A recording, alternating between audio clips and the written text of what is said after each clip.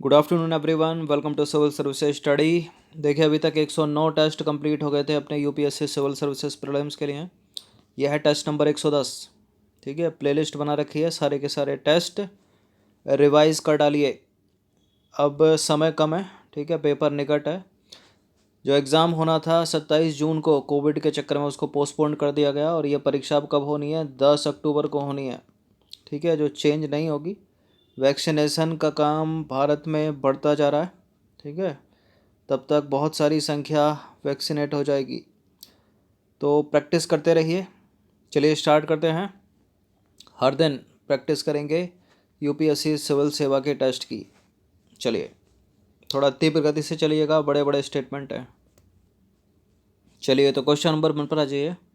International Cooperation and Convention Centre Rudraksh से related कुछ statement है यहाँ पर। देखिए, हाल ही में नई दिल्ली में International Cooperation and Convention Centre Rudraksh का लोकार्पण किया गया है और इसको चीन की सहायता से निर्मित किया गया है।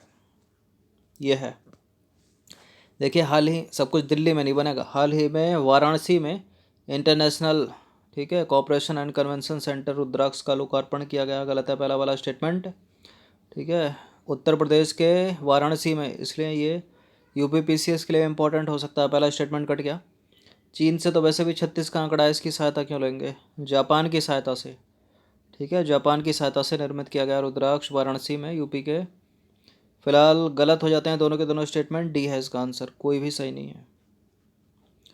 तो उपरोक्त दोनों के दोनों गलत हो गए। तो हाल ही में वाराणसी में International Cooperation and Convention Centre Rudraksh का लोकार्पण किया गया और इसको जापान की सहायता से निर्मित किया गया, चीन की सहायता से नहीं। इस परियोजना का उद्देश्य है लोगों को परस्पर सामाजिक और सांस्कृतिक अंत्यक्रियाओं के अवसर प्रदान करना। क्वेश्चन नंबर 2 पर आ जाइए। इंचियोन घोषणा के संदर्भ में निम्नलिखित कथनों पर विचार करेंगे। इंचियोन घोषणा सतत विकास लक्ष्य 4 का एक हिस्सा है। इसमें समावेशी और समान गुणवत्ता वाली शिक्षा सुनिश्चित करने और सभी के लिए आजीवन सीखने के अवसरों को बढ़ावा देने पर जोर दिया गया है। करेक्ट है क्या? बिल्कुल, इतना बड़ा चढ़ाकर दिया गया तो करेक्ट ही होगा। ठीक है, सतत विकास लक्ष्य 4 का एक हिस्सा। दोनों के दोनों सही है, सी है इसका आंसर।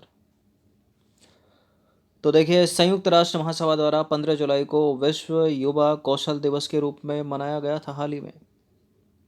ठीक है, परसों की बात है।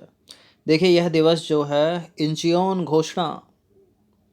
घोषणा एजुकेशन 2030 को अपनाए जाने को चिन्हित करता है।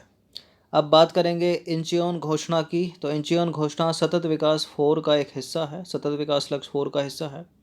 इसमें समावेशी और समान गुणवत्ता वाली शिक्षा सुनिश्चित करने और सभी के लिए आजीवन सीखने के अवसरों को बढ़ावा देने पर जोर दिया गया है। विश्व युवा कौशल दिवस 2021 की थीम भी याद रखिएगा, महामारी उपरांत युवा कौशल की पुनर्कल्पना है।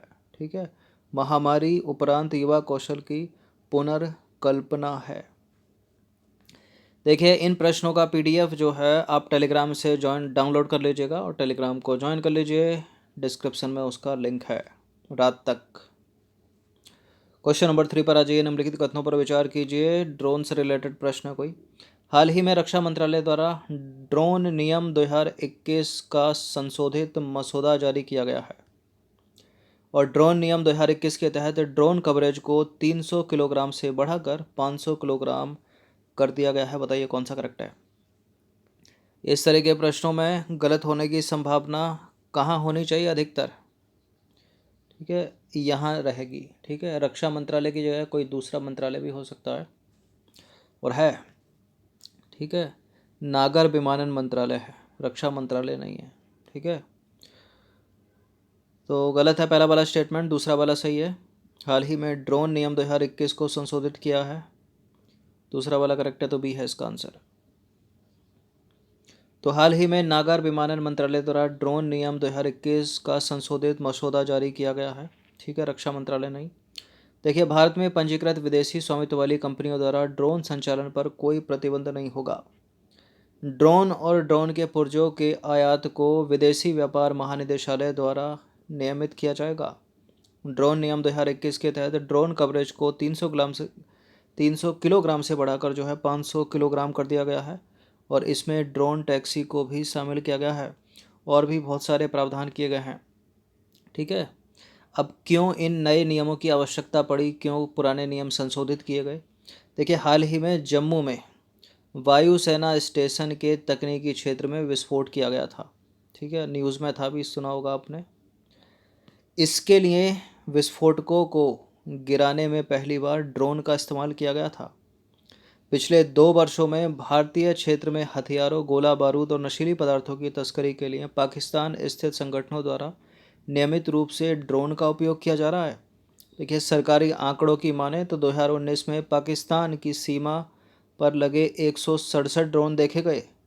ठीक है, और वर्ष 2020 में 77 ड्रोन देखे गए।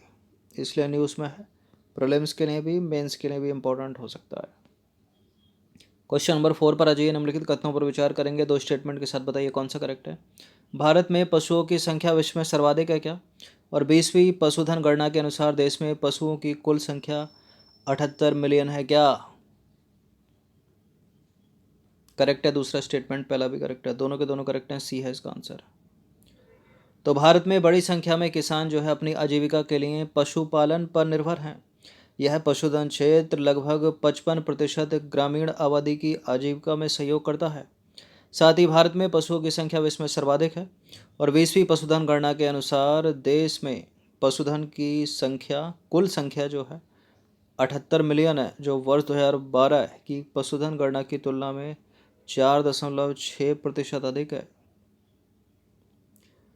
अब देखिए चर्चा में क्यों है ये प्रश्न। देखिए, हाल ही में आर्थिक मामलों की मंत्रिमंडलीय समिति द्वारा विशेष पशुधन सेक्टर पैकेज के क्रियान्वयन को मंजूरी दे दी गई है। ठीक है, मंजूरी दे दी गई है। इसका उद्देश्य है पशुधन क्षेत्र में विकास को बढ़ावा देना और पशुपालन क्षेत्र में संलग्न किसानों के लिए पशुपालन को और अधिक लाभकारी बनाना। देखिए, इसमें राज्य सरकारों, राज्य सहकारिताओं, वित्तीय संस्थानों, बाहरी वित्तीय एजेंसियों और अन्य हितधारकों के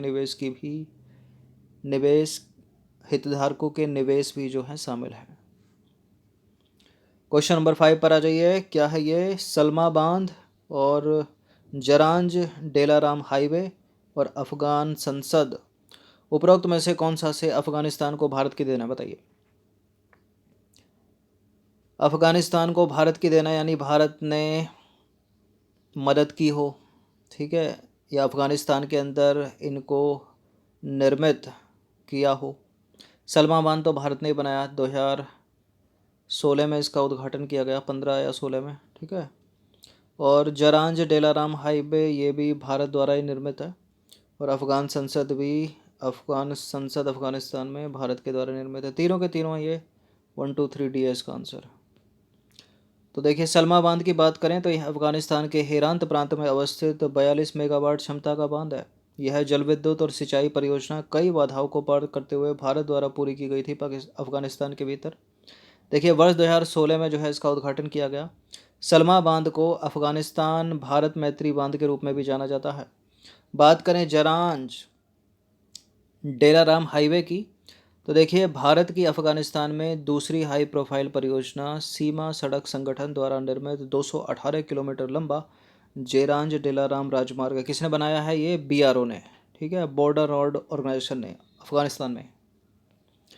देखिए, अफगान संसद की बात करें तो काबुल में अफगानिस्तान के संसद भवन का निर्माण जो है 90 मिलियन डॉलर की लागत से भारत द्वारा ही किया गया था। और इस संसद भवन को वर्ष 2015 में खोला गया और इसका उद्घाटन प्रधानमंत्री नरेंद्र मोदी ने किया था।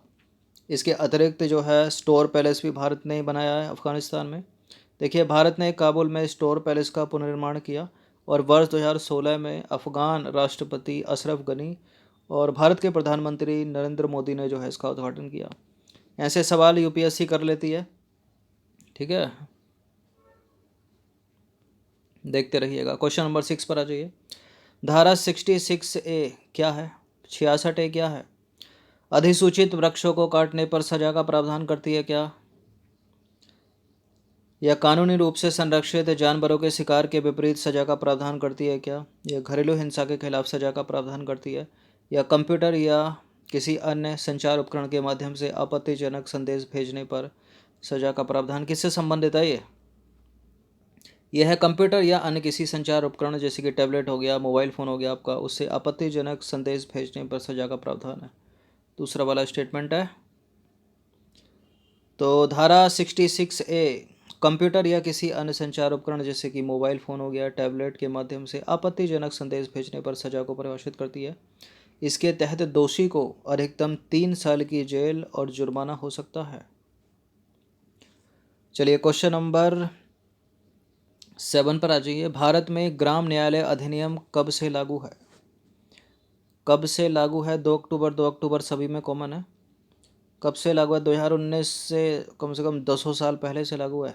ठीक है, 2015 पे नहीं है, 5 पे नहीं है, तो 2 अक्टूबर 2009 से लागू है।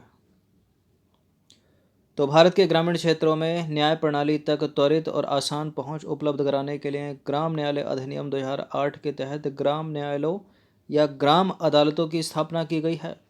भारत में ग्राम न्यायालय अधिनियम 2 अक्टूबर 2009 से लागू है, याद रखिएगा। नंबर 8 पर आ जाइए। निम्नलिखित कथनों पर विचार करेंगे, दो स्टेटमेंट के साथ बताइए कौन सा करेक्ट है। संविधान में 52वें संविधान संशोधन अधिनियम 1985 द्वारा एक नई अनुसूची जोड़ी गई, यानी 10वीं अनुसूची।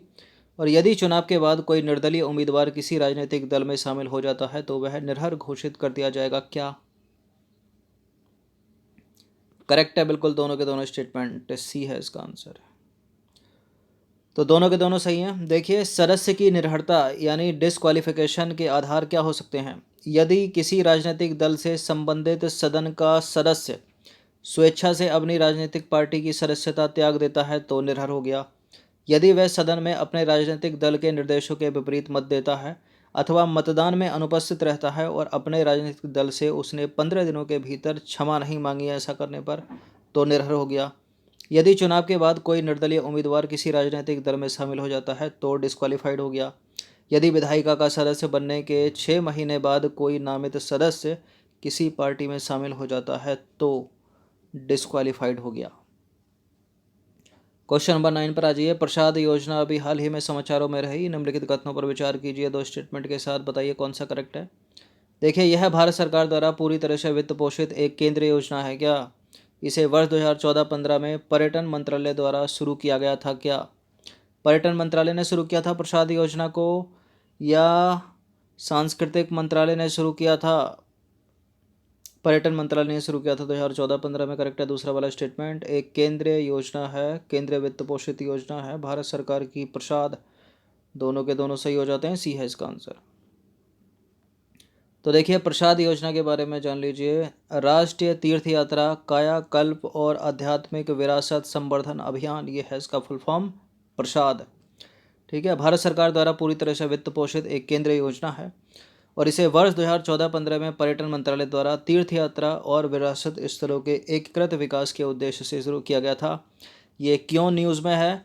क्योंकि हृदय योजना जो आई थी ना इसके साथ, उसको अब इसी में मर्ज कर दिया गया, इसलिए ये न्यूज़ में है।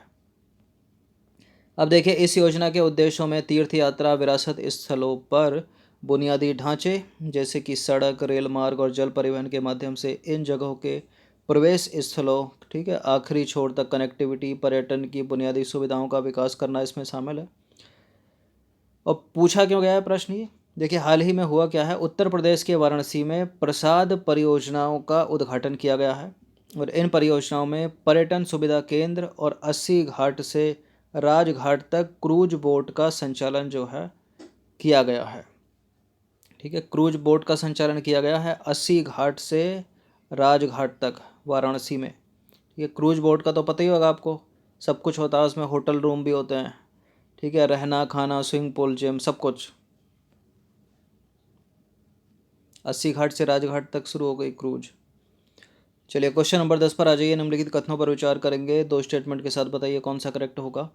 भौगोलिक संकेतक यानी ज्योग्राफिकल इंडिकेशन का इस्तेमाल ऐसे उत्पादों के लिए किया जाता है जिनका एक विशिष्ट भौगोलिक मूल क्षेत्र होता है।